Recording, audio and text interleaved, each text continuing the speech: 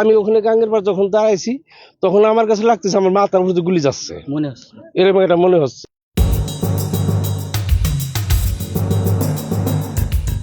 রাজশাহীর বাঘা উপজেলার চকরাজাপুর ইউনিয়নটি একটি প্রত্যন্ত চর এলাকা। নদী পারাপার ছাড়া এখানে যাতায়াত প্রায় অসম্ভব, ফলে এটি উপজেলা সদর থেকে বিচ্ছিন্ন। এই অঞ্চলের মানুষ জীবিকা নির্বাহের জন্য বিভিন্ন পেশায় নিয়োজিত। কেউ কৃষিকাজ করেন, কেউ নদীতে মাছ ধরেন, আবার কেউ ড্রেজার মেশিনের মাধ্যমে বালু উত্তোলন করেন। চকরাজাপুর উচ্চ বিদ্যালয়ের পাশে একটি খেয়াঘাট রয়েছে, যেখানে প্রতিদিন অনেক ড্রেজার মেশিন অবস্থান করে। এই খেয়াঘাটটি ইজারার মাধ্যমে বেচাকেনা হয়। সম্প্রতি রুমি নামের একজন ব্যক্তি এই খেয়াঘাটটি কিনেছেন এবং বিলাল নামে একজন ম্যানেজার হিসেবে দায়িত্ব পালন করছেন। উত্তোলিত বালু নৌকা বা ড্রেজার মেশিনের মাধ্যমে বিভিন্ন জেলায় নিয়ে যাওয়া হয়, তবে এই বালু পরিবহনে বিভিন্ন স্থানে চাঁদা দিতে হয়, না দিলে বাধার সম্মুখীন হতে হয়।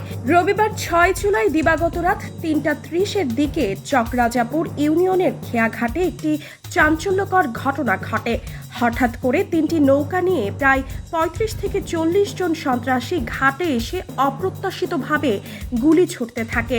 ড্রেজার মেশিনের ড্রাইভাররা ভয়ে নদীর ঘাট থেকে উপরে উঠে আত্মরক্ষার চেষ্টা করে বলে জানান ড্রেজার মেশিনের ড্রাইভাররা। অনেক রাউন্ড গুলি ছুটছে তারা, আমাদের লোকজন আতঙ্কে অনেক দৌড়াদৌড়ি করে অনেকে আহত হয়েছে। পরে সকালবেলা মানে দুটো স্পিড বোট ছিল, চরমালিকদের স্পিড বোটে তারা বাইরে বাইরে করছে, অনেক শব্দ হয়েছে। তারপরে ওনারা মোট 3টে নৌকো নিয়ে আসছিল। 3:30 নাগাদ 3টা নৌকা আসি আপনার পিটাপিটি, তাও 20টির মতন গুলি, আনুমানিক তাও 50 রাউন্ড গুলি হবে। তারপরে আজানের 5 মিনিট আগে ওরা গুলি করা বাদ দিয়ে চলে যায়। এ সময় 2টি স্পিড বোট নদীর মাঝখানে নিয়ে গিয়ে ভাঙচুর করে এবং একটি স্পিড বোটের ইঞ্জিন খুলে নিয়ে চলে যায় বলে অভিযোগ করেন স্পিড বোটের ড্রাইভার সালাম বিশ্বাস। গতকালকে বিকাল 4টার সময় এই পাশে স্পিড বোট বাঁধে রাখা আমি বাসায় যা ঘুমাই, আমার বাসায় এই পাশেই। তাই সারা রাত ঘুমানোর পরে রাত 3:30টার দিকে আমার একটা ফোন গেছে, কিরাজন তোর স্পিড বোটের সব সামলা করতেছে। এখন পরে আমি ঘুম ভাঙছে, এখন দেখি গুলির শব্দ হচ্ছে। গুলির শব্দ এসে আমি বেরিয়ে আসে যে স্কুলের কানিতে দাঁড়াই, লাইট মেরে আমার স্পিড বোটের কাছে গেছে। স্পিড বোটের কাছে যে যায় সেরে আমার স্পিড বোট নিয়ে সেরে ওরা নৌকার সাথে বাঁধে নিয়ে চলে গেছে। ওই পাশে আমার স্পিড বোটের 2টা স্পিড বোট নিয়ে যাওয়ার পরে একটা স্পিড বোট হচ্ছে 2টা স্পিড বোটে ভাঙচুর করার পরে একটা স্পিড বোটের ইঞ্জিন খুলে নিয়ে চলে গেছে। তাতে 2টা স্পিড বোট যেরকম ক্ষয়ক্ষতি হয়েছে 12 থেকে 13 লাখ টাকার ক্ষয়ক্ষতি হবে। মাছ শিকারী ওয়াজেদ শিকদার বলেন, তিনি খুব ভোরে মাছ ধরার জন্য খেয়াঘাটে আসেন এবং পরে সবার মুখে গুলির শব্দের কথা শুনে অবাক হন। তখন সকালে খুব ভোরে আসছি এখানে জাল তুলতে, এসে শুনি বললো গুলি করেছে, এখানে 2টা স্পিরিং বোট নিয়ে গেছে। স্থানীয় গ্রাম পুলিশ জানান, রাত 3:30টার দিকে তিনি গুলির শব্দ শুনে ঘরের টিন উঁচু করে দেখেন 3টি নৌকায় প্রায় 40 জন লোক এদিক ওদিক ছোটাছুটি করে গুলি ছুটছেন। কিছু ড্রেজার মেশিনের ড্রাইভাররা তার বাড়িতেও আশ্রয় নেন। ওই রাত তখন 3:40 বাজে আমার ফোন, মানে আমার কাছে শব্দ লাগছে, আমার টিন পেছে বাড়ি লাগতেছে।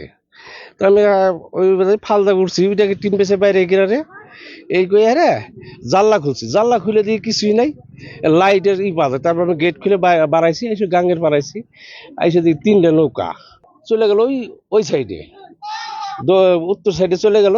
ওই খাওয়া ঘাট ছিল, ওখানে গেল। ওখান থেকে কিছুক্ষণ পর আবার গুলি করতে করতে করতে করতে চলে এলো এই সাইডে। এই সাইডে যখন চলে আসে তখন আবার বাড়াইছি, এসে দিই সব ডিজার লোকজন সব উপরে উঠে গেছে।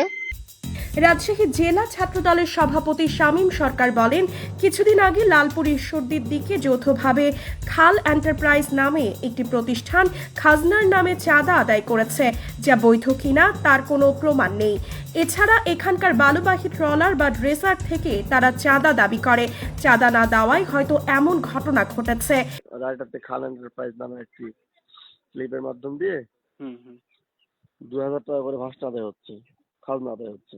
হ্যাঁ, ওই চাঁদা আদায়কে কেন্দ্র করে এর আগের দিন আপনার হচ্ছে ওদের মধ্যে ঝামেলা হয়, জলদস্যুদের সাথে ওই খাল এন্টারপ্রাইজের ঝামেলা হয় চাঁদা ভাগাভাগি নিয়ে। পাথরঘাটাতে খান এন্টারপ্রাইজ নামের একটা ক্লিপ দিয়ে ওরা একটা চাঁদা আদায় করে। হ্যাঁ, এখন পর্যন্ত ওরা যে কাগজটা শো করছে, হ্যাঁ, বৈধতা প্রমাণ হয়নি। এখন ধরেন এটা বাধা দিতে গেলে সমস্যা।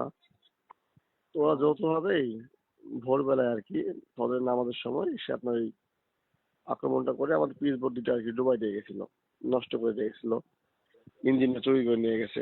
নৌ পুলিশের চারঘাট ফাঁড়ির ইনচার্জ হুমায়ুন রশিদ জানান, এপারে বৈধভাবে বালু উত্তোলন করা হচ্ছে এবং উত্তোলিত বালু ঈশ্বরদীর দিকে নিয়ে বিক্রি করা হয়। মূলত সেই বালু ঈশ্বরদীতে বিক্রি করতে দেওয়া হবে না।